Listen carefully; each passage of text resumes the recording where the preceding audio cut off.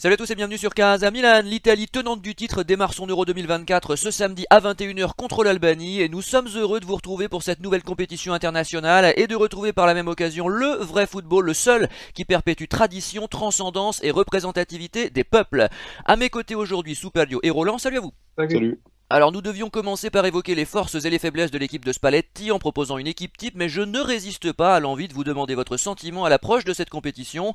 Est-ce une joute footballistique parmi d'autres ou y a-t-il au contraire un parfum, une ambiance et un engouement particulier que n'offrent pas ou plus les clubs actuels, Roland? Oui, bah tu connais déjà un peu mon opinion là-dessus. Moi, c'est vrai que ça fait quelques temps que, du point de vue du football de club, j'ai un peu plus de mal à suivre les tendances qu'on voit aujourd'hui avec la multipropriété, etc. Les machines à cash qu'on essaie de faire avec les différents clubs un peu sur des modèles américains. Donc ça, étant donné que c'est quelque chose qui m'intéresse de moins en moins, c'est vrai que à rebours, les sélections nationales, c'est toujours quelque chose qui me fait très plaisir. Moi, les trêves internationales en cours de saison, j'adore ça. Ça me dérange pas de stopper un peu du football de club pour voir ça. Donc là, une compétition comme l'Euro qui, en plus, s'annonce assez équilibrée au global. Alors peut-être pas avec l'Italie dans la course au titre, mais en tout cas avec beaucoup d'équipes d'un niveau intéressant, que ce soit bien sûr la France, l'Angleterre, l'Allemagne, le Portugal, l'Espagne. Donc je pense qu'il y a un niveau un peu plus homogène, donc ça risque de faire une compétition intéressante. Et moi j'ai hâte, c'est dans une semaine. J'ai hâte de voir ça. Derrière, en plus, on aura peu de temps après les Jeux Olympiques, donc autre grande compétition, pas forcément footballistique pour le coup, mais Et gouffre à grand événement pognon pour le sportif. contribuable français? Ah, ça, bien évidemment, mais si on s'intéresse uniquement aux visées, on va dire, sportives, bah voilà, les Jeux Olympiques, c'est quelque chose que, pareil, comme tous les Euros, comme toutes les Coupes du Monde, je regarde depuis que je suis gamin. Donc là, c'est un bel été qui s'annonce, on va dire, et j'ai hâte de retrouver cette ambiance de l'Euro, surtout ce sera en Allemagne, donc à contrario de l'édition 2020 qui avait été fait dans plein de pays différents. Là, on sera dans un seul pays, l'Allemagne, qui est réputé pour la belle organisation de ces compétitions avec des beaux stades. Et qui Je sais pas rappelle de si bons vous avez... souvenirs à l'Italie. Exactement, l'Italie s'est toujours bien comportée en Allemagne, si on peut dire ça comme ça. Et c'est vrai que je parlais des stades, mais que ce soit en première division, en deuxième division, voire même en troisième division, il y a des stades qui feraient pallier à n'importe quel club de Serie A. Donc ça va faire de belles images, de belles compétitions, et j'ai vraiment, vraiment hâte de voir ça. Faisait allusion à la victoire en 2006, hein, vous l'aurez compris, avec le fameux coup de boule de Zidane, etc. L'Italie championne du monde pour la quatrième fois de son histoire. Je précise ma pensée juste sur les Jeux Olympiques. C'est vrai qu'on parle d'un budget complètement dépassé, 3 à 5 milliards je crois hein, pour le contribuable français, et je parle pas du milliard 4 englouti pour assainir les eaux de la Seine que le débordement des égouts et la pluie je crois a Oui, anéanti. Bref, tout à c'est fait. incroyable. Je parle pas du hashtag qui se développe sur les réseaux sociaux, sur le 23, là, sur ce que certains Français ont prévu de faire en cas de baignade de la mer de Paris, etc. Mais bon, je vais donner la parole à Superlio. Bien sûr, je sais que Superlio, les compétitions internationales, c'est son truc.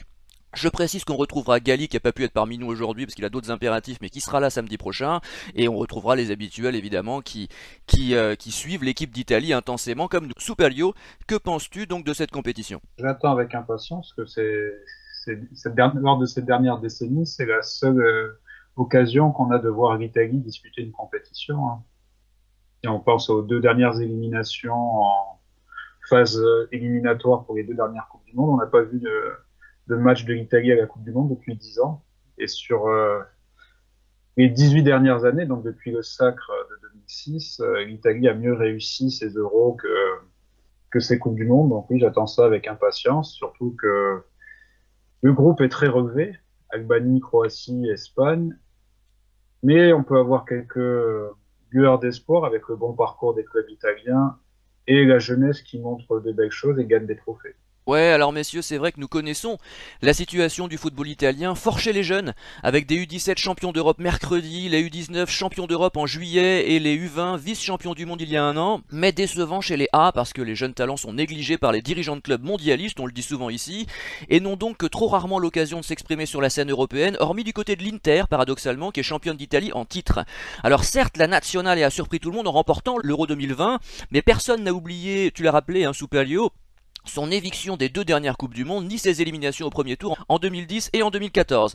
Donc abordons à présent la délicate composition de l'équipe type en tenant compte des choix récents de Spalletti, mais aussi de vos souhaits, et je vous demanderai de préciser pour chaque ligne si elle constitue une force ou une faiblesse pour la nationale. On commence, Roland, par le gardien. Envisages-tu une surprise? Donnarumma peut-il perdre sa place de titulaire? Non, je pense que le débat n'a jamais eu lieu à ce niveau-là. Même si Donnarumma, depuis son départ du Milan, n'a pas progressé. J'ai pu suivre un peu ce qu'il faisait à Paris, mais on a vu encore pas mal d'erreurs, pas mal de bons matchs aussi. Donc ça reste un joueur. Je pense que c'est un honnête gardien. Ce sera jamais un excellentissime gardien puisqu'il ne progresse plus. Mais en tout cas, à mon avis, il n'y a absolument aucun sujet sur le poste de gardien de but. Ça sera lui. Et si blessure il venait à y avoir, en tout cas, c'est pas ce que je lui souhaite, bien évidemment. J'imagine que Vicario derrière, qui est à Tottenham aujourd'hui et qui fait lui aussi une bonne saison, sera le second gardien. Mais pour moi, Donnarumma, il n'y a même pas de question. Ouais, alors Donnarumma qui est très contesté du côté des supporters parisiens. Donnarumma qui présente l'avantage d'être bon sur les tirs au but. Ça s'est vu à l'Euro, et d'ailleurs sous Pelliot, il avait été élu meilleur joueur, je crois, du dernier championnat d'Europe. Oui, tout à fait. Il avait été brillant lors des 2 séances de tir au but contre l'Espagne et bien entendu contre l'Angleterre en finale. Les incertitudes demeurent sur son jeu au pied. On a eu quelques erreurs ces dernières années ou les sorties aériennes. Écoute, on verra. En plus, on l'a pas précisé, il est capitaine de l'équipe, hein. Roland, parlons à présent de la défense. Alors on déplore le forfait d'Acerbi parce qu'on tablait sur la complémentarité des joueurs de l'Inter qui ont été finalistes de la Ligue des Champions l'année dernière, qui sont encore champions d'Italie cette année. Et finalement, Acerbi absent, ça lance pas mal d'incertitudes en sachant que le côté droit n'est pas extraordinaire non plus. Qu'as-tu pensé, que penses-tu Roland, de cette composition d'équipe en défense? Bah, ça va être l'occasion déjà de soulever un point qui me tient un peu à cœur, c'est que euh, étant donné la faiblesse du vivier italien dans les différents clubs, que ce soit en Italie ou ailleurs, de gens qui jouent ensemble en club le reste de la saison, euh, pour moi, on aurait dû être plus pragmatique et se caler finalement sur le module de l'Inter, qui est celui qui était champion d'Italie, qui a été en finale de la Ligue des Champions la saison précédente, pour tirer le meilleur de ces associations préexistantes. C'est pas le choix de Spalletti, donc on fera à nouveau avec une défense à 4 sur cet Euro avec la nationale, et donc pas de surprise, pas de grande surprise à mon avis avec donc Di Marco à gauche, euh, qui a un poste où ça ne prête pas à débat à mon avis. Oui, Spinazzola a Euh, disparu des radars. Ouais, bah, sa blessure à l'Euro il y a 3 ans l'a quand même pas mal coupé dans son élan. Et puis, je trouve ça un peu, c'est un côté football romantique, ce Spinazzola qu'on avait entre guillemets pas vu avant et qu'on n'a jamais vu après, mais qui a fait la compétition de sa vie lors de cet Euro. On lui doit en grande partie. C'était un des protagonistes majeurs, donc merci merci pour tout, pardon, mais voilà, je pense que malheureusement, on le reverra plus jamais. Donc, Di Marco à gauche. En défense centrale, bah, en l'absence d'Acerbi, bah, ce sera avec Bastoni, qui pour moi est titulaire indiscutable. J'imagine que ce sera Mancini. J'ai du mal à croire qu'on fasse confiance à Buongiorno ou Calafiori dans une grande compétition, puisque Mancini est un des rares profils entre guillemets un peu expérimentés, avec une petite expérience aussi des compétitions internationales, comme on a pu le voir avec la Roma ces 2 dernières saisons. En sachant que Darmian peut jouer dans l'axe, mais c'est pas son poste de prédilection.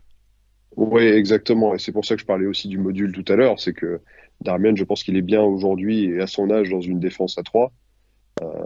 À 4, que ce soit dans un couloir ou dans une défense centrale, bon, j'ai un peu plus de mal. En tout cas, Mais pour la moi, défense à 3 n'est pas à exclure, je crois que c'est un module qui plaît aussi à Spalletti. Tu es sûr qu'on jouera à 4 derrière? moi, je pense que ça va être ça. Ouais. Si je dis pas de bêtises, sur les derniers matchs, on a toujours joué à 4 derrière. Donc, je vois pas un changement complet de module dès aujourd'hui. Et enfin, dans le couloir droit, bah, Di Lorenzo, ça me semble assez naturel. Belanova n'a pas ce niveau-là, mais pourra apporter quelque chose de plus différent justement en cas de changement de module en cours de match, par exemple. Mais pour moi, derrière, ce sera dans le couloir droit, ce sera Di Lorenzo. Superio. Alors, juste pour revenir sur ce qui a été dit, Spalletti a testé la défense à 3 au mois de mars lors de la tournée américaine contre le Venezuela et l'Équateur. Et Oui, c'est vrai. vu la composition de la liste au niveau de la défense, il y a pas mal de défenseurs de latéraux, de joueurs polyvalents qui peuvent jouer soit dans l'axe, soit sur un côté, comme Calafiori, Darmian, entre autres, voire même Cambiasso, hein, qui peut jouer à plusieurs postes. Et Gatti.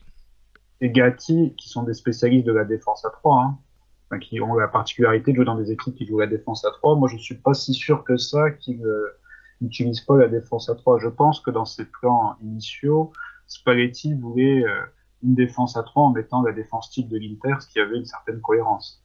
Donc pour moi, je partirais plutôt sur une défense à 3 avec Bastoni, Darmian en les titulaires sûrs, à savoir qui sera dans l'axe pour mener la défense à 3. Là, j'ai plus d'interrogations parce que Calafiori ne joue pas dans une défense à 3, mais il joue à 4 à Bologne. Ce sera soit Mancini, soit Buongiorno qui le fait au Torino, mais là encore, il y a des incertitudes. Et le dernier match amical, il y a eu une défense à 4, et le match contre la Turquie était assez horrible, hein, assez soporifique. Ouais, 0-0, ça n'a pas enthousiasmé grand monde en effet. Tu confirmes Di Marco à gauche, bien sûr. Di Marco à gauche et Di Lorenzo à droite. Alors, sa saison à l'image du Napoli n'a pas été brillante, mais c'est l'un des fidèles de Spalletti. Et n'oubliez pas qu'il était capitaine de son champion l'an passé. Donc pour lui, c'est une valeur sûre. À voir sur un mois de compétition, il peut faire des bonnes choses et retrouver un niveau décent. Bien, vous aurez remarqué que personne ne regrette l'absence de Calabria, il y a quelques raisons à cela. Roland, on passe au milieu de terrain et là on s'aperçoit que le forfait, enfin l'absence pour des raisons extrasportives de Tonali va faire très mal à cette équipe. Ouais, complètement. C'est bon, on viendra pas sur les tenants et les aboutissants de cette histoire, mais c'est malheureux pour l'équipe d'Italie. Ah oui, parce que ça se Ça bouscule pas au empêche pas de Portillon. sortir Mondino Verratti est aux, enfin, je veux dire, bon, il est aux fraises, hein, je veux dire, il est en Arabie Saoudite si je me trompe pas. Donc au il y a Qatar. il est au Qatar, pardon, excusez-moi, autant pour moi. Et finalement, Barella est incertain, je crois, quelques pépins physiques. Je crois que, comment il s'appelle, Jorginho a été titularisé 10 fois du côté d'Arsenal en Première Ligue cette saison. Les incertitudes, là encore, sont nombreuses. Oui, et c'est malheureusement une constante depuis plusieurs années. Et quand on voit dans la presse depuis 2 jours ce qui se dit sur l'état de santé de Barella, il y a de quoi être inquiet parce que pour moi aujourd'hui c'est le meilleur joueur de l'équipe d'Italie, c'est le meilleur joueur italien de manière globale. Donc est-ce que on va partir sur un module on va dire à 3? Est-ce qu'on va plutôt à 3 milieux de terrain? Est-ce qu'on va plutôt être sur une sorte de 4-2-3-1, un peu comme ce qui a été fait contre la Turquie dans la semaine? J'imagine que au vu de la faiblesse du vivier actuel, Spalletti va peut-être privilégier comme ça un module à 2 au milieu, et auquel cas, j'imagine bien Jorginho qui, certes, n'est plus le Jorginho de 2020-2021, mais qui reste quand même un joueur, en plus de ça expérimenté, mais qui connaît le haut niveau et les compétitions internationales, ce qui n'est pas le cas de grand monde dans cette équipe-là. Donc, un milieu à 2 où j'imaginerais bien Jorginho avec Barella en espérant qu'il soit intègre physiquement. Je crois que Fratesi a Sinon, beaucoup joué lors des qualifications. c'est ce que j'allais dire. Sinon, moi j'ai envie de tenter la carte Fratesi qui n'a pas été titulaire toute la saison avec l'Inter, loin de là, mais qui à chaque fois qu'il a joué a été bon. Et d'ailleurs, j'ai un peu du mal à comprendre sa gestion par Simone Inzaghi, mais Simone Inzaghi a eu raison en tout cas puisqu'il est champion d'Italie. En tout cas, voilà, pour moi, ça serait un module à 2 idéalement, un peu comme ce qu'on a vu contre la Turquie, comme je disais, avec Jorginho et puis, je l'espère, Barella. Voyons si Superlio a d'autres options en tête. Je pense que ça sera ça, hein, c'est ce qui est voulu Jorginho Barella, surtout que Barella a progressé dans sa discipline tactique. Avant, il était plus dans les percussions, prendre les espaces. Là, il a eu un rôle plus défensif. Il a étoffé sa palette. Après, si on prend les surprises de la liste, il y a Fagioli qui a été suspendu longtemps, qui plaît beaucoup aux sélectionneurs et qui a une qualité technique pour ressortir proprement le ballon. Et qui a été très très bon Cristante, pour son match de rentrée avec la Juve lors de la dernière journée. Lui et Chiesa ont été les meilleurs sur le terrain.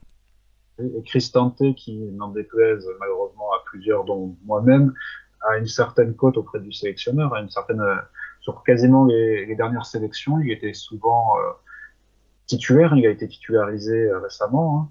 Il n'est pas exclu qu'il le soit encore si Barella n'est pas là, hein.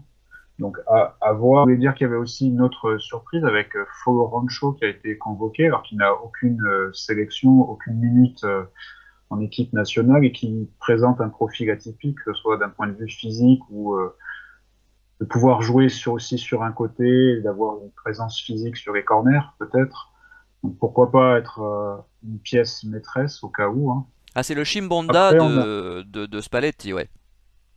pourquoi pas. Après, on a aussi Cambiasso qui peut monter, jouer au milieu de terrain. Il l'a fait Très bon contre la joueur, très Turquie. très bon joueur comme Biaso. Oui, mais honnêtement, sur la liste, je déplore quand même l'absence d'un, voire des deux pistons de l'Atalanta qui ont fait une énorme saison, que ce soit Ruggieri ou Zappacosta, surtout si on joue à trois, qui auraient été à l'aise dans un système comme ça. Bon, après, Et faisons pardon, confiance. c'est le cœur qui parle, mais aussi Oui. de Bonaventura qui avait été appelé régulièrement, qui est un joueur qu'on aime beaucoup, qui a du cœur à l'ouvrage, qui est valeureux et qui a en plus de l'expérience, peut-être pas en Ligue des Champions, mais qui peut galvaniser certains jeunes.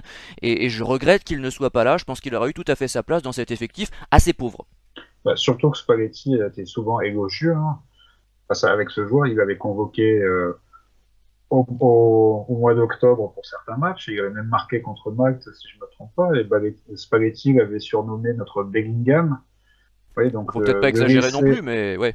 oui, mais le laisser à la maison fait polémique, surtout pour prendre Fagioli qui a été suspendu et qui a fait très peu de matchs. Bon, on verra si l'avenir lui donne raison, mais il y a quand même un point d'interrogation sur ce milieu de terrain. Il y a 3 ans, c'était une certitude. On savait qu'on allait jouer avec Jorginho, Verratti, Barella parce que Mancini avait basé toute son équipe sur ce centre-là. Mais là, c'est vrai qu'on a beaucoup d'incertitudes, hein. De là à rappeler Jorginho alors que il était plus trop en odeur de sainteté. Donc, à voir, hein. Ouais, tant qu'il tire pas les pénaltys, ça va. C'est vrai qu'il a 32 ans, Jorginho. On peut penser qu'à 32 ans, on n'est pas fini, mais il était déjà lent il y a 3 ans, donc j'imagine aujourd'hui. Roland, on passe peut-être au secteur offensif, à l'attaque. Alors Chiesa est une certitude, mais qui pour jouer à ses côtés? Alors, en restant sur l'idée de ce module hein, qu'on peut appeler 4-2-3-1, en meneur de jeu, ou en tout cas en milieu offensif, moi c'est évident que ce sera Pellegrini, comme on l'a vu d'ailleurs contre la Turquie plus tôt dans la semaine. Pellegrini j'ai envie de vous dire un peu à nouveau par défaut, parce que qui est-ce qu'on pourrait mettre sur ce poste-là aujourd'hui? Il y a personne qui a ce profil-là en Italie. Euh, Son remplaçant presque naturel, je dirais, ce serait l'autre Romain, à savoir Zaccagni, mais encore, j'en suis pas complètement convaincu. Mais on va dire Pellegrini en milieu offensif, Chiesa à gauche, bien évidemment. Rien d'autre à ajouter.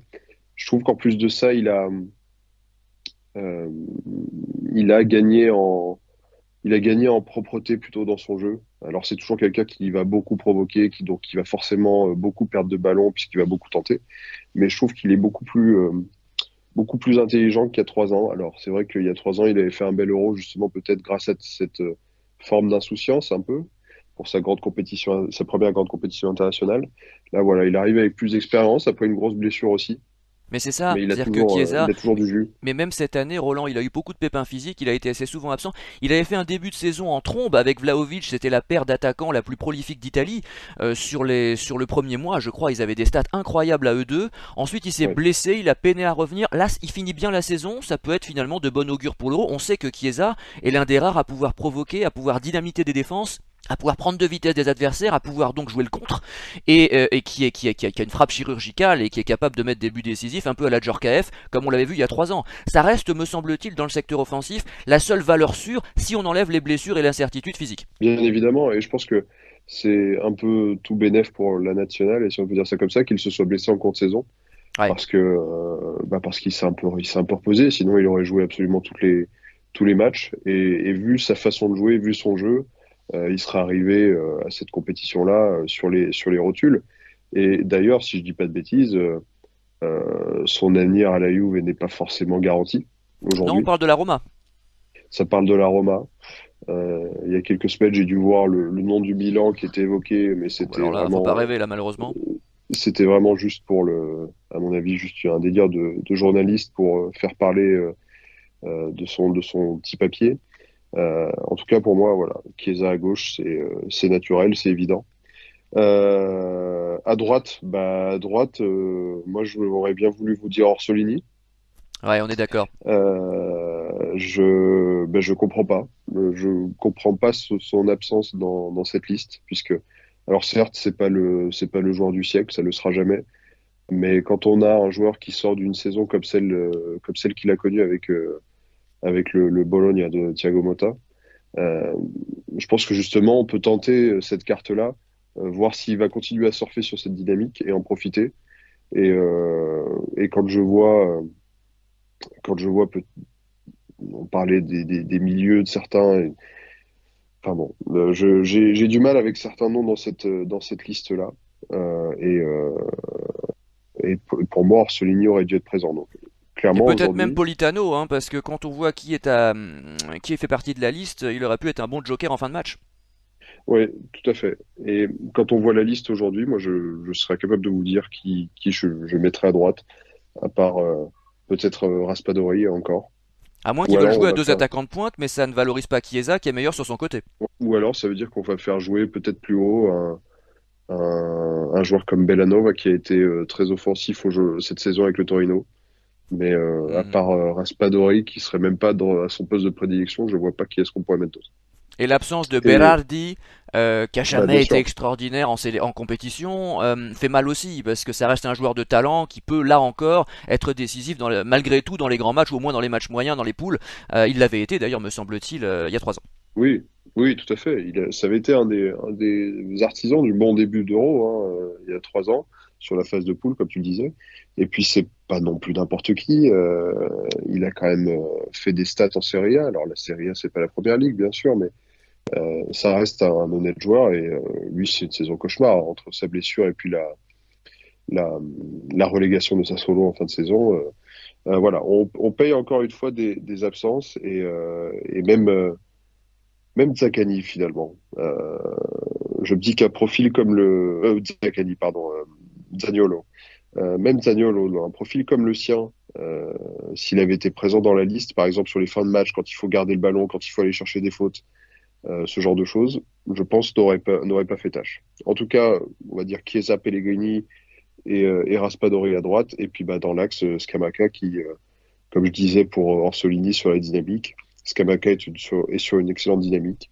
Vainqueur de l'Europa League avec l'Atalanta, finaliste de la Coppa Italia. Donc, pour moi, il y a pas de débat en espérant que ce soit enfin le neuf qui prendra le rôle de titulaire, mais pas par défaut. Voilà. Supario. Ouais, je vous rejoins, je pense qu'il va mettre Pellegrini et Chiesa derrière Scamacca qui a terminé la saison d'une manière assez satisfaisante, hein, que ce soit dans son jeu, dans ses efforts.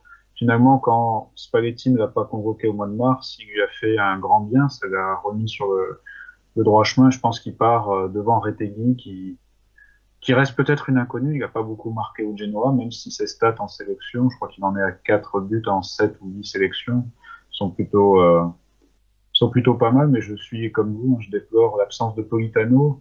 Et surtout, de manière générale, il n'y a pas beaucoup de gauchers dans cette équipe, hein, puisque Berardi est blessé. D'ailleurs, en parlant des blessures, on a aussi Scalvini en défense qui est blessé, Acerbi, Udogie, qui était dans une bonne saison au Tottenham et qui aurait sûrement été à l'Euro. Donc on n'a pas été épargné par les blessures, mais pour en revenir à l'animation offensive, si on passe en 3-5-2, je suis pas sûr que ça soit la meilleure position pour Chiesa, comme la gestion d'Allegri l'a montré cette saison. Donc là aussi, il y a pas mal d'incertitudes, mais généralement, Spalletti arrive à valoriser le jeu offensif de son équipe avec une pointe qui fait beaucoup de travail pour le reste de l'équipe et permet l'insertion des milieux. Donc, à mon avis, les milieux, les latéraux auront, auront un rôle à jouer, surtout vu la liste. Oui. Bon, ben tout ça, ça fait peu de force finalement. On parlait tout à l'heure des forces et des faiblesses. Les faiblesses, on en compte un certain nombre. les forces, à part peut-être Chiesa et Barella, en admettant qu'ils soient au top physiquement, car là encore il y a des incertitudes. Peut-être Donnarumma dans certains secteurs, sur les tirs au but, on l'a dit, mais enfin encore faut-il arriver au tir au but et pas prendre 3-0 avant. Ça laisse beaucoup de doutes, ça, et c'est vrai que quand on supporte une grande nation de football comme l'Italie, on s'attend à avoir une marge, on s'attend à avoir un vivier que les jeunes proposent, car je le rappellerai jamais assez, les jeunes sont performants, U17, U19, U20, on a vu les résultats cette année, ça fait quand même 2 titres et une finale, mais malheureusement, les dirigeants de club sont hautement coupables et responsables en tout cas de la situation actuelle de la nationale, et le sélectionneur fait comme il peut. Il y a des choix contestables, on est d'accord, on l'a dit sur Politano, on l'a dit sur Orsolini, mais enfin, on devrait avoir un vivier à ce stade, des joueurs de 25 ans qui jouent la Ligue des Champions régulièrement, comme les interistes champions d'Italie et vice-champions d'Europe il y a un an. Malheureusement, ce n'est pas le cas. Et nous, supporters du Milan, enfin, Roland et moi, supporters du Milan sous Palio, c'est plus large que ça. Nous sommes bien placés pour en parler. Bon, passons aux adversaires. L'Italie a tiré un groupe difficile et le spectre de l'élimination au bout de 3 matchs n'est jamais bien loin. Alors peut-être un mot sur chaque équipe en commençant par l'Albanie, Roland. Alors, sur les adversaires, effectivement, je crois que tout le monde s'accorde à dire que le groupe de l'Italie est le groupe le plus dense sur cette première phase de l'Euro. Concernant l'Albanie, bah, théoriquement, on peut s'attendre potentiellement à une quatrième place pour cette équipe. Je trouve il y a assez peu de talent dans cette équipe-là. Alors, je suis pas non plus en train de dire que la nationale est en regorge, mais en tout cas, au niveau de l'Albanie, certes, il y a beaucoup de joueurs qu'on connaît et qui connaissent bien l'Italie. On peut avoir, il y a Berisha qui joue à l'Empoli, il y a Usage qui est à la Lazio, il y a Jim City à, à Bergame, Kumbula à Sassuolo. Aslani aussi à l'Inter qui n'a pas vu beaucoup le terrain cette année. Bajrami aussi à Sassuolo, lui aussi. Donc il y a un certain nombre de joueurs comme ça qu'on connaît bien, mais pour moi c'est pas si on est intelligent et si on ne les prend pas de haut, on a la chance en plus que ce soit notre premier match dans la compétition. Bah, il faut gagner tout simplement face à cet adversaire-là. Ah oui, sinon là, si on perd contre l'Albanie ou si on fait match nul, le reste va être très compliqué. On va avoir la pression contre l'Espagne et ce sera autre chose.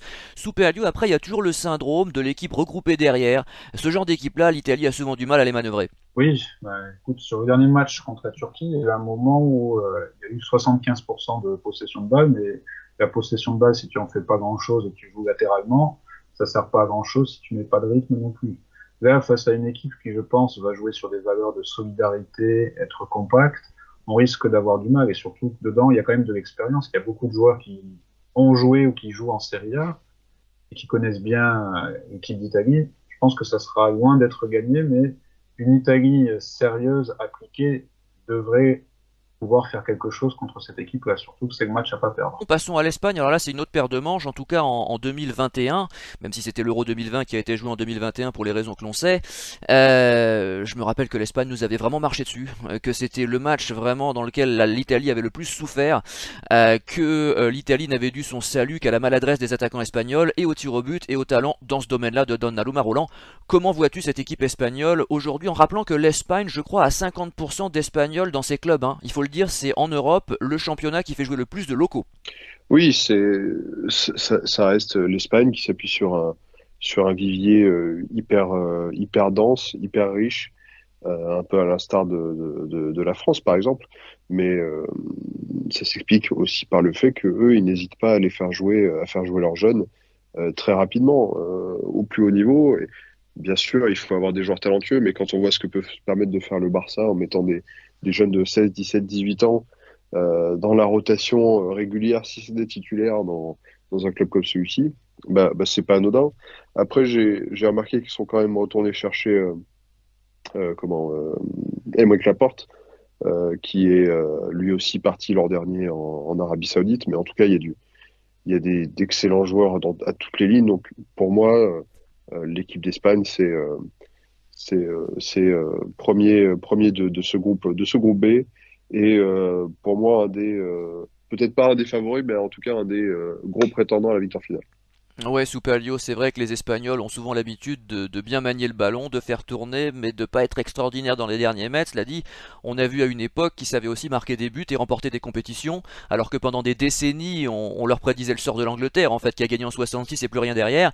Eh ben, l'Espagne nous a donné quelques leçons par le passé, et l'Italie, qui dans les années 90 dominait l'Espagne à chaque fois qu'elle la rencontrait, a subi quelques revers célèbres, notamment en 2012, mais pas seulement. Il y a eu aussi quelques satisfactions, quelques performances. Je pense pas qu'à l'Euro 2024, mais je pense à cette victoire, je crois en 2016, si je me trompe pas, mais tu me confirmeras. Et c'est vrai que l'Espagne fait peur. Si on aborde ce match avec une défaite ou un match nul contre l'Albanie dans les dents, ce sera très compliqué psychologiquement. On a toujours eu du mal contre les Espagnols, hein. Comme en témoignent les deux dernières défaites en Ligue des Nations. Bon, tu verras que c'est une compétition qui n'a pas forcément une grande valeur, mais c'est eux qui ont brisé le record de Mancini en octobre 2021. Et l'an passé en Ligue des Nations, on n'a pas vu le ballon. On a eu du mal, on a perdu aussi 2-1. Donc c'est une équipe qui pose problème. On sait comment ils jouent. Est-ce qu'on a les moyens de les contrer? Ça va être très dur. Ils sont bons dans tous les domaines. Je mettrais peut-être un bémol sur leur défense où ils ont le Normand à la porte, donc dénaturalisé. Pas sûr que ce soit la meilleure charnière centrale. Et après, la vitesse d'un Chiesa pourrait faire, mais il faudra vraiment faire un match solide contre eux, hein. Mais en tout cas, c'est plus la même équipe d'Espagne, celle qui écrasait tout dans les années 2010 jusqu'à 2014, hein. Tu parlais de l'Euro 2016, oui, on les avait battus en huitième de finale 2-0 avec but de Chiellini et de Pelé à la dernière minute, ouais. Donc c'était un grand match maîtrisé de la part de Conte. Il faudra qu'on fasse ce type de match-là contre eux pour gagner. Eh bien, il reste la Croatie qui fut finaliste de la Coupe du Monde en 2018 et demi-finaliste en 98. La Croatie qui a toujours regorgé d'excellents joueurs. Roland, l'équipe est-elle à la hauteur de ses glorieuses aînées? Je, j'ai, je mets un petit doute sur la Croatie parce que je trouve que c'est une équipe vieillissante et les talents aujourd'hui de l'équipe de Croatie sont pas dans des grands clubs, à l'exception bien sûr de Kovacic à Manchester City. Euh, je trouve il y a globalement une équipe qui est plus aussi intéressante qu'en 2018, par exemple, bah, quand elle fait la finale la Coupe du Monde. C'est une équipe vieillissante. Alors après, ça reste quand même, il y a de la profondeur de banc, etc. Donc moi, ce qui va m'intéresser, c'est surtout de savoir si ces joueurs-là peuvent tenir le rythme en fin de saison, comme ça, avec un Euro. Euh, je suis mitigé sur cette équipe. Je pense que on va se battre avec elle sur la deuxième place, sachant que si je dis pas de bêtises, il y a des troisièmes de groupe qui peuvent se qualifier pour la phase suivante.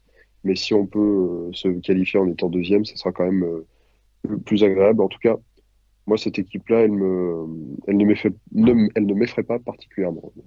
Mais c'est plus l'Italie qui peut nous effrayer. C'est ça le problème, Exactement, Superlio, c'est que exactement.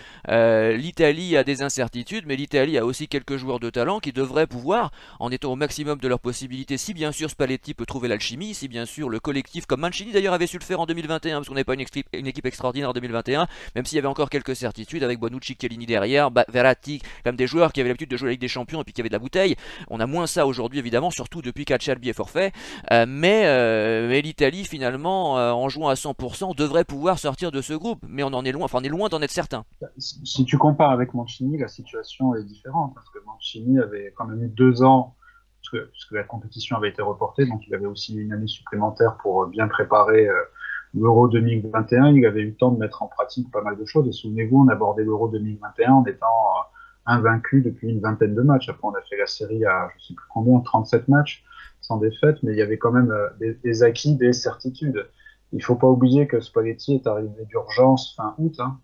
Donc, il n'a pas non plus eu forcément un temps prépondérant pour préparer cette compétition, et ça peut jouer. Pour en revenir à la Croatie, c'est vrai qu'on peut dire que c'est vieillissant, même s'il y a du talent au milieu de terrain. Vous avez parlé de Modric, il y a aussi Brozovic, hein, qui avait fait des beaux jours à l'Inter. Bon, si je devrais dire un bémol sur cette équipe, sur ce que j'ai pu voir, ça peut être la défense et peut-être une attaque où ils n'ont pas remplacé Mandzukic ou les grands buteurs qu'ils avaient dans le passé. Donc ça peut être jouable. Après, tout dépend de la chimie qu'il y aura ou qu'il n'y aura pas dans cette équipe de Spalletti, mais là encore, il faudra vraiment voir le jour J. Généralement, quand l'Italie n'est pas favorite et qu'on ne l'attend pas et qu'il y a beaucoup d'incertitudes, elle nous surprend agréablement. Il faut espérer que ce soit encore le cas. Ouais, j'ai lu sur des réseaux sociaux hier, je crois, des supporters anglais qui parlaient de l'Italie. On parlait des favoris pour l'Euro et les supporters anglais disaient mais l'Italie, de toute façon, n'est jamais favorite. Et c'est exactement ce que tu viens de dire. C'est précisément quand elle n'est pas attendue qu'elle surprend. Messieurs, finissons en essayant d'afficher les ambitions qu'il faut avoir pour ce championnat d'Europe. Quels sont vos pronostics, Roland? Et puis, quelle serait une véritable contre-performance en dehors de l'élimination au premier tour? Qu'est-ce qu'il faut viser? Que faut-il viser? Allez, si je suis un peu enthousiaste, ce qui est assez rare pour être souligné, euh, si je suis un peu enthousiaste, je me dis que la quart finale, ça sera déjà bien. Ça Bon. sera une très belle performance parce que, comme tu l'as dit, bah, il y a des trous dans la raquette à peu près à tous les niveaux. On ne sait pas dans quel état sera Barella, le meilleur joueur italien. On ne sait pas qui jouera sur l'aile droite, que ce soit devant ou derrière. On ne sait pas ce que va donner notre gardien. Est-ce qu'il va avoir des sautes de concentration au cours des rencontres? Il y a, il y a beaucoup d'incertitudes. Et il y a un point effectivement que j'avais pas encore abordé et qu'il est, qui est important, je pense, de souligner, c'est effectivement qu'on a quand même Spalletti qui récupère déjà un vivier pas exceptionnel et qui le récupère en tout début de saison après le départ de Mancini qui est un peu parti comme un voleur. Euh, c'est Ah pas que je oui. lui en veux spécialement, mais je trouve ça tout sauf classe. Ah mais ça a choqué toute l'Italie, je veux dire, Euh, la presse en a fait ses gros titres et c'est vrai qu'on était tous estomaqués par ce choix. Mancini, moi j'adorais le joueur, hein. J'ai vraiment le joueur de la Lazio, de la Samp était extraordinaire. Bon après il est estampillé Inter. Je sais pas si on peut apprécier le bonhomme. Je suis pas sûr qu'il soit à la hauteur de ce qu'il était sur le terrain. Moi, j'ai de plus en plus de mal avec ce personnage et c'est vrai que c'est sorties récurrentes bah, depuis l'annonce de son départ où il dit qu'il s'en va parce il veut faire autre chose. Mais il a absolument aucune sollicitation. 2 jours après, il signe avec l'Arabie Saoudite. Bon, je trouve que c'est assez inélégant de sa part. Et moi, je veux déjà tirer mon chapeau à Spalletti d'avoir récupéré cette équipe-là un peu au dernier moment. En plus, il y a eu un conflit entre la fédération et le Napoli. Enfin bref, du De Laurentiis tout craché. Et derrière, on arrive à avoir cette qualification pour l'Euro. Alors, on se dit que c'est la moindre des choses pour l'Italie. Bah, étant donné les dernières années, c'est déjà plutôt positif quand on voit le vivier. Mais moi, mon ressenti, c'est un quart de finale, ce sera déjà une super performance. Ah oui c'est sûr qu'on peut signer, oui mais Superlio peut-être vise plus loin. Ah, honnêtement, non, le quart de finale, ça serait bien. Surtout pas être éliminé au premier tour parce que je sens gros comme une maison si on est éliminé au premier tour. Démission de Spalletti, après il faut tout recommencer. Une Ligue des Nations tout de suite au mois de septembre où tu as France-Italie. Donc la personne qui arriverait, ça serait dans des conditions dantesques. Donc moi, je signerais tout de suite pour un quart de finale. Si on est optimiste d'un point de vue historique, moi, ça me fait penser un tout petit peu à ce qu'on a vécu avant l'Euro 2000, hein, parce qu'avant l'Euro 2000, Zoff était passé à la défense à 3 et avait connu pas mal de pépins. Zoff est arrivé en finale avec Del Vecchio Toldo, titulaire. Toldo, qui est gardien de but parce que Buffon se blesse avant, et Vieri, le meilleur avant-centre italien, était forfait pour cette compétition. Hein. Je rappelle qu'il avait choisi délibérément de laisser Baggio à la maison. Baggio qui 15 jours avant le début de l'Euro crucifie le Parme de Buffon avec 2 buts d'anthologie et qui envoie l'Inter en Ligue des Champions. Tu vois, donc il y avait eu aussi des choix de Zoff assez contestables si je puis me permettre. Honnêtement, sur le sélectionneur de cette période-là, pour moi, Zoff, c'est celui qui a le moins de choses à se reprocher, contrairement à Trapattoni, pour ne pas le citer. Mais bon, c'est vrai que le fait d'avoir laissé Baggio et d'avoir pris Del Piero en demi peut toujours être très, très, très discutable. Mais je retiens surtout le parcours de l'Italie. Hein. Et Zoff qui avait eu le courage aussi de lancer Stefano Fiore, qui n'était pas connu du grand public pour cette compétition. On peut souhaiter que Spalletti nous fasse les mêmes coups tactiques et les bons choix, avec bien entendu une fin différente de celle de l'Euro 2000. Ah bah si Voilà. Cristante pouvait afficher le même niveau que Fiore, je pourrais me mettre à rêver, mais j'ai du mal à y croire. Non, On mais peut c'est pour toujours ça que je rêver, tu dis sais. un quart de finale et on sera déjà content. Après, une fois le premier tour passé, tu sais jamais ce qui peut se passer. Si les joueurs arrivent à être de plus en plus soudés à la compétition avançant, tu sais jamais, ils peuvent faire une bonne surprise. Hein. Mais encore une fois, on est toujours dans les si, dans les incertitudes. Il y a que le terrain qui nous donnera la vérité sur cette Italie. C'est pour ça qu'il faut dire vivement samedi prochain. Bah, on l'a vu en 2021 parce que c'est vrai que le match contre l'Autriche par exemple avait été une déception, mais alors parce que l'Espagne c'est autre chose, c'est un autre niveau, on peut comprendre que l'Italie en mal de talent puisse se faire balader par l'Espagne, mais contre l'Autriche on avait peiné, ça s'était joué in extremis, la seule satisfaction me semble-t-il en dehors de la deuxième mi-temps contre la Suisse en poule, c'était le match contre la Belgique où là l'Italie avait vraiment surclassé son adversaire. Mais sinon, si tu regardes bien, l'Autriche, l'Espagne et même la finale contre l'Angleterre, qui était pas si déséquilibrée que ça, mais enfin on a eu chaud, hein, et encore une fois il a fallu se remettre au tir au but. L'Italie 2021, pour moi, ça relève du miracle, du groupe soudé, avec Chiellini qui, lors des hymnes, galvanise ses troupes par exemple, avec un Mancini qui avait réussi à faire prendre la sauce, c'est vrai, mais comme tu le dis si bien, il avait eu plus de temps pour préparer la compétition que évidemment Spalletti aujourd'hui. Donc il y a encore plus d'incertitudes me semble-t-il aujourd'hui qu'à l'époque. Et en 2016 on avait aussi beaucoup d'incertitudes et c'est vrai que c'était Conte à la tête de l'équipe qui avait réussi à trouver la sauce. On s'était fait sortir je crois au tir au but avec Zaza et Pellè qui nous avaient fait de la danse plutôt que des vrais tirs au but contre l'Allemagne. Bon bah messieurs on va passer au mot de la fin avec Roland. C'est très libre comme tu le sais le mot de la fin. Donc bah à toi de nous faire rêver sur l'Euro ou sur autre chose. Bon, j'ai pas participé au bilan de fin de saison du Milan parce que j'ai pas suivi aussi bien que par le passé la saison et c'est vrai que j'étais un peu fatigué de voir la tournure qu'avait pris ce club puisqu'il y a un an on avait viré Paolo Maldini. Et c'est vrai que j'ai quand même un passement au cœur à l'approche de cet Euro, c'est de voir que il y a aucun joueur du Milan dans cette équipe-là. Euh, même même un deuxième, même un troisième gardien, j'aurais pris.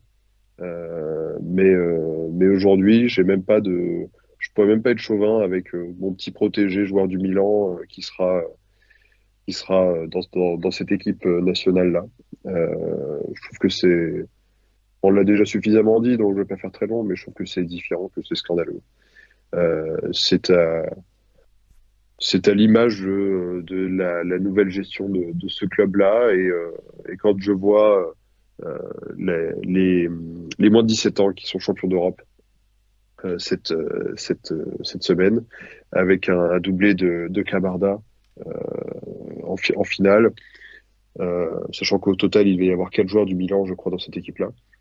Je me dis, bon, faut pas désespérer, on sait jamais, on n'est pas à l'abri d'une bonne surprise. Est-ce que le Milan va avoir une équipe B de U23 en série C? Ça reste en discussion aujourd'hui, puisqu'il faut attendre qu'un club de série C fasse faillite pour que le Milan puisse récupérer la licence et avoir une équipe de série C. Ça sera peut-être le meilleur moyen de capitaliser sur les jeunes, les faire jouer à un niveau déjà un peu plus intéressant contre des adultes, contre des clubs qui ont des supporters avec des ambiances un peu chaudes, comme on peut avoir parfois dans des divisions inférieures. Mais ouais, grosse déception de voir tant de clubs représentés en équipe nationale et pas voir mon Milan. Mais c'est aussi lié à la faiblesse de la fédération italienne, parce que je rappelle que Gravina avait promis d'augmenter les quotas de joueurs formés au club, de joueurs formés en Italie, etc., notamment pour les listes européennes si je ne m'abuse, et qu'en fait il a appliqué des quotas uniquement en primavera, mais en équipe première il s'est rien passé. Alors la fédération italienne a-t-elle comment dire, cédé aux pressions des clubs mondialistes, hein, puisqu'assumons le mot, en l'occurrence Cardinal, et c'est tout à fait ça, ou tout simplement le carcan de l'Union européenne handicape-t-il à ce point les fédérations nationales qu'elles ne peuvent pas imposer leurs règles? À mon avis, il y a aussi beaucoup de ça. Mais c'est bien dramatique, je partage ton avis. Et c'est vrai que quand on voit mercredi ces U17 qui gagnent 3-0 contre le Portugal et qui sont champions d'Europe en titre, comme les U19, donc il y a moins d'un an, ça laisse des regrets et il faudra, comment dire, les défenseurs du football dit moderne, que j'appelle moi décadent, et du football de la Super League, et du football, comment dire, cosmopolite, etc., déconnecté, déraciné, peinent à expliquer vraiment le décalage entre les performances des joueurs italiens dans les équipes de jeunes et leur absence dans les équipes premières des clubs italiens. Et là, c'est là où le bas blesse, si j'ose dire, hein. Donc il y a peut-être quelque chose à creuser. Nous, on l'a déjà creusé il y a longtemps, mais il faudra peut-être que ça sorte sur la place publique vraiment. Il y a de plus en plus de gens de professionnels du football, Saki en parle très régulièrement par exemple, je veux dire des grands entraîneurs, des anciens grands joueurs, etc., qui fustigent ce phénomène, hein. Nous, ça fait 20 ans, 30 ans qu'on le dit, hein, parce que moi j'ai commencé à la fin des années 90 quand l'arrêt Bosman est passé, mais bon, rien ne se passe parce que tout simplement, si on compte sur le bon vouloir des dirigeants de club, il ne se passera rien, ça fait des années que je le dis, tant qu'il n'y aura pas de quotas, tant qu'il n'y aura pas de coercition, tant qu'il n'y aura pas de régulation imposée d'en haut, il ne se passera rien, et c'est bien triste. comment Superlio, peut-être sur ce sujet-là ou sur un autre d'ailleurs, bien sûr. Comme toujours, le mot de la fin, c'est pour toi. D'accord, mais moi, vous m'avez un petit peu devancé parce que je voulais parler du fameux Camarda qui fait beaucoup parler de lui en bien dans les équipes de jeunes. Là, il a réussi à confirmer à être élu meilleur joueur de l'Euro U17 et dont il a marqué, il me semble qu'il a marqué 4 buts dans ce tournoi. Donc peut-être qu'à l'avenir, il représentera une solution importante pour les équipes de jeunes ou surtout pour le poste d'attaquant dans l'équipe d'Italie des prochaines années. Je Oui, peux puis que il y a lui le meneur souhaiter de une bonne jeu. carrière. Il y a Liberali aussi qui a marqué un très très beau but, je sais plus si c'est en demi ou en quart, qui est milaniste aussi. Tu vois, plus le gardien qui s'est blessé en cours de compétition, mais qui est milaniste aussi. Donc il y a quelques milanistes dans cette équipe. Moi, ce que j'espère, c'est qu'on les reverra au Milan et que ce ne sera pas une monnaie d'échange ou plutôt, comment dire, une façon pour le club de se faire de l'argent, puisque c'est un peu le projet, quoi. Valoriser les jeunes pour mieux les vendre. Un peu comme Jean-Michel Aulas le faisait il y a quelques années. J'espère qu'il fera une bonne carrière, hein, qu'il fasse pas comme, je sais pas si vous vous souvenez de ce joueur, Federico Maqueda, Oui, bien sûr, qui qui était avait à joué à Manchester. Manchester. Ouais. Donc c'est ça à voir. J'ai lu un papier très intéressant sur le site de la Gazzetta dello Sport qui faisait le bilan justement des joueurs que tu citais tout à l'heure, ceux qui ont gagné l'Euro U19 et ceux qui ont été en finale de la Coupe du Monde U20 pour voir ce qu'ils étaient devenus un an après. Très peu ont joué en Serie A, hein. Tu as Bien sûr. Prati à Cagliari et Cagliode à la Fiorentina qui ont des titularisations régulières. D'autres ont dû partir, Bah, il hein. y a Baldanzi quand même. Il y a Baldanzi, oui, et il joue très peu à la Roma, mais Qui est j'ai milaniste de aussi cœur. C'est un drame ça pour moi que Baldanzi n'ait pas été recruté par le Milan, parce qu'un peu comme Tonali, c'est quelqu'un qui est vraiment attaché au club. Mais enfin, encore une fois, on a laissé passer une occasion. Vas-y. les dernières choses que je voulais dire. J'ai entendu l'interview de Calafiori. Il me semble que c'était en 2022. La seule offre qu'il avait eue quand il était encore à la Roma, c'était Bâle en Suisse, hein. Aucun club italien n'a voulu de lui. Il est parti en Suisse où il s'est endurci avant de revenir à Bologne et de terminer en équipe d'Italie. Mais personne n'a voulu de lui, hein. Personne n'a misé sur Non, lui. Et là, c'est mais souviens-toi même Barzagli, qui est sans doute le meilleur défenseur italien depuis l'arrêt de Cannavaro, Nesta et Maldini. Hein, pour moi, Barzagli était supérieur à Chiellini et à Bonucci. Hein, c'était le meilleur des trois. Eh bien, quand il est parti de Palerme, il a dû s'exiler en Allemagne à Wolfsburg, alors que un gros club italien comme le Milan, par exemple, aurait parfaitement pu le recruter. Alors ensuite, il est rentré à la Juve, et il est devenu ce qu'il est devenu, et ça a été un très très bon défenseur. Hein. Pour la décennie 2000-2010, franchement, ça aurait été compliqué de trouver beaucoup mieux, ou 2010-2020 même, parce qu'il a débordé un petit peu. Ça aurait été compliqué de trouver mieux, même en Europe, hein, que Barzagli, qui était vraiment, vraiment une perle. Et c'est bien dramatique parce que ce processus-là est abouti aujourd'hui, exacerbé aujourd'hui, mais ça fait des lustres qu'il est à l'œuvre, des lustres qu'on l'observe, et que rien ne se passe, rien ne change. Et c'est pour ça que je parlais de régulation et de coercition, parce qu'il n'y aura pas de bon vouloir, il y aura pas spontanément comme ça d'équipe à la, comment ça s'appelle, à la Bilbao. Encore que ça, c'est encore extrême, c'est pas forcément ce que je souhaite, mais je veux dire d'équipes qui prennent à contre-pied l'idéologie dominante. Malheureusement, je crains que qu'il n'y ait pas d'éruption spontanée comme ça de ce genre de club avec des présidents patriotes. ah non, pas du tout, hein, mais encore une fois, les jeunes sont là, mais on ne leur fait pas confiance, hein. Il y a les résultats sont là, mais il y a toujours cette défiance, cette volonté de miser sur des étrangers qui sont pas forcément meilleurs, hein. Tu mets 5-6 joueurs de l'équipe championne d'Europe il y a quelques jours, tu les mets à l'Udinese, ce serait pas plus mauvais que les joueurs étrangers de Ah mais l'Udinese, hein. l'Udinese c'est catastrophique. Alors là, s'il y a bien un Regarde, club dont le modèle n'est pas réjouissant, c'est Udinese parce que alors eux ce sont les précurseurs. Même au-delà de l'Inter de l'époque, parce que l'Inter aujourd'hui est exemplaire finalement dans ce domaine. Mais alors l'Udinese c'est une catastrophe. prenons un exemple tout simple, Pafundi, qui est annoncé comme un grand Ouais. talent, qui a fait une belle Coupe du Monde U20 l'an passé, a dû partir en Suisse pour avoir du temps de jeu, et Udinese fait jouer Thauvin, par exemple, à son poste, hein. Et je rappelle que Bellanova qui était milaniste a dû s'exiler à Bordeaux avant de rentrer en Italie et finalement d'être appelé par Spalletti et qui a fait une bonne saison. C'est pas Zambrotta, mais enfin il est en devenir, il est jeune, on ne sait pas ce qu'il va devenir. Mais Roland, t'as peut-être un mot à dire sur tout ça finalement, t'as peut-être d'autres exemples auxquels on pense pas qui pourraient illustrer ce propos. Non, j'ai pas forcément de noms qui viennent en tête, mais c'est juste que j'ai plutôt des noms de joueurs du Milan qui sont passés par le club ces 10 dernières années et où on se dit, est-ce que, sans vouloir dire de donner la chance forcément à du jeune Italien talentueux, mais est-ce que tout simplement un joueur italien pouvait pas faire mieux?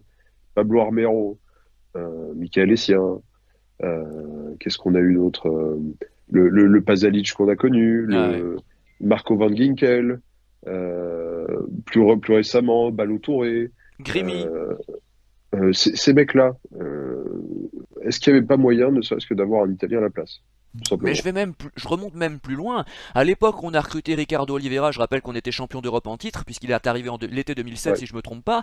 Il y avait un Fabrizio Micoli qui était sur la liste des transferts. Et Fabrizio Micoli à l'époque, ou Giuseppe Rossi d'ailleurs, qui est sans doute le meilleur attaquant italien de la fin des années 2000 et qui a été souvent blessé, qui était milaniste en plus de cœur lui aussi. Eh bien, on n'en a rien fait. On s'est pas intéressé à ces joueurs-là. On a préféré prendre Oliveira, qui a été un flop, quoi. C'est le moins qu'on puisse dire. Donc des joueurs talentueux, des jeunes talentueux, il y en a eu un paquet à toutes les époques, seulement on n'en a rien fait. Et c'est vrai que c'est triste, c'est bien malheureux. Et le pire, c'est qu'on s'est débarrassé de nos jeunes Italiens talentueux. Évidemment, je pourrais parler de Tonali, mais l'exemple est exceptionnel. Mais c'est marrant de retrouver Darmian et Bellanova dans cette équipe d'Italie, quoi, en fait. Darmian, qui je le rappelle, est champion, enfin vice-champion d'Europe l'année dernière. Ça fait 3 fois que je le dis, mais c'est un type qui a été formé au Milan, quoi. C'est dingue. Acerbi, on l'a laissé passer. Acerbi, il a été au Milan, il est passé par le Milan. Donc c'est quand même curieux de voir qu'il a été revendu en plus l'année suivante, le prix où on l'avait acheté, d'accord, et qu'au final il a fait les beaux jours de l'Inter et qu'il a des titres de champion d'Italie à son actif. Donc quelle tristesse, quel gâchis. C'est vrai que le supporter milaniste aujourd'hui attaché à ses racines italiennes n'a plus que ses yeux pour pleurer. Oui, et c'est, je pense, ce qui fait aussi que beaucoup de gens se détournent du football aujourd'hui en Italie et que finalement on voit de plus en plus ce discours revenir parce que quand on lit des articles sur le mercato du Milan depuis 2 ans, à chaque fois on va piocher alors avec le directeur sportif, on va piocher en France bien évidemment, etc. On va piocher partout sauf en Italie. Et, euh, et quand on lit les commentaires, de plus en plus de gens qui parlent de ça justement en disant mais des Italiens jamais. Enfin, je comprends pas comment on peut laisser passer ça. Et tant qu'il n'y aura pas de volonté politique Oh, rien, derrière, on pourra pas avancer. rien. Et quand on voit déjà la fin du decreto crescita qui permettait des abattements de charges salariales pour des gens qui venaient de l'étranger, etc. Quand le gouvernement a dit que ça allait être, ce qui est un gouffre financier pour le gouvernement italien d'ailleurs, quand le gouvernement italien a dit que ça allait être arrêté, que ça arrivait à échéance, ce bénéfice-là pour les entreprises, bah, les seuls qui ont gueulé, c'est les clubs de foot professionnels. Bien sûr. Mais c'est pour ça que je souhaite à ces clubs de foot finalement d'intégrer la Super League et quitter la Serie A pour que les supporters puissent retrouver en Serie A des vrais clubs auxquels ils sont attachés, avec peut-être d'autres règles. Je sais que c'est un vœu pieux, mais cette histoire de Super League va revenir et vous verrez que les fameux clubs qui ont le plus gueulé là, comme tu dis, seront les premiers à la rejoindre. Et puis, Oui, vas-y. je termine juste sur une petite anecdote quand même. Je sais pas si vous avez constaté sur les différents réseaux sociaux, depuis à peu près un an et demi, l'AC Milan ne met plus aucun message en italien. Ah bah C'est c'est même oui. pas doublé, il n'y a plus aucun message en italien. Bah voilà, Voilà, c'est le côté Disneyland. Disneyland qui met ses attractions en anglais alors que ça se passe en France. C'est pareil. exactement. Oui, c'est l'américanisation. Bon, on est en plein dedans.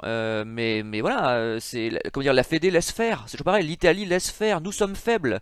Je dis ça en sachant que je suis pas italien, mais enfin, les fédérations européennes sont faibles. Elles se laissent bouffer. Le laisser faire, si cher à certains, a produit des excès et il est très difficile de revenir en arrière. Et même d'ailleurs, comment dire, la première ligue, puisque finalement le Royaume-Uni a fait le Brexit. Je rappelle, c'est encore le peuple qui a voté pour le Brexit. Eh bien, la Première Ligue a laissé le système d'avant Brexit, quoi. Hein. Ils sont pas revenus en arrière. Au moins, ils ont retrouvé leur liberté. C'est-à-dire qu'ils ont toujours la possibilité un jour de reconstituer des équipes vraiment anglaises, en sachant qu'il y a sans doute plus d'anglais dans les clubs anglais aujourd'hui que d'italiens dans les clubs italiens. Mais bon, ça fait pas rêver. Et je comprends effectivement, tu le disais si bien, que de nombreux supporters se détachent du foot et se concentrent sur les équipes nationales. Super Lio, un dernier mot sur ce sujet ou sur autre chose, et on va clore l'émission. Écoute, hein, j'ai tout dit, mais je voudrais juste changer de sujet. La semaine sportive italienne a surtout été caractérisée par les exploits des joueurs et joueuses de tennis italiens à Roland-Garros. On peut que saluer cela. Je ne sais pas si vous avez Bah, on suivi. regrette les crampes de Sinner hier parce que il avait bien démarré son match, mais il faut reconnaître que ses doigts ont flanché. On a vu assez tôt dans le match, à la fin du premier set, début deuxième, qu'il avait des pépins physiques qui malheureusement l'ont handicapé pour la suite. Non, mais il est numéro un mondial. Hein. Ouais, Faut se rendre compte, en sachant que c'est un pas sa Italien surface. numéro un au tennis pendant des décennies. On était une nation qui produisait pas beaucoup de tennismen. Hein. On n'a pas eu de grands succès dans les années 90, 2000. Hein. Et là, tout d'un coup, vous avez les Italiens qui font des grands parcours, Sinner qui est numéro un mondial et Paolini qui joue la finale d'âme cet après-midi, on peut que saluer cet essor du tennis italien. Bien, bah messieurs, je vous remercie pour cette émission. Donc c'est vrai que nous on se retrouvera bien évidemment samedi 15 au soir, donc dans une semaine après l'Albanie, en espérant que la squadra sera plus convaincante que contre la Turquie. Bon week-end à tous, n'oubliez pas d'aller voter. À samedi, salut! Salut. Ciao.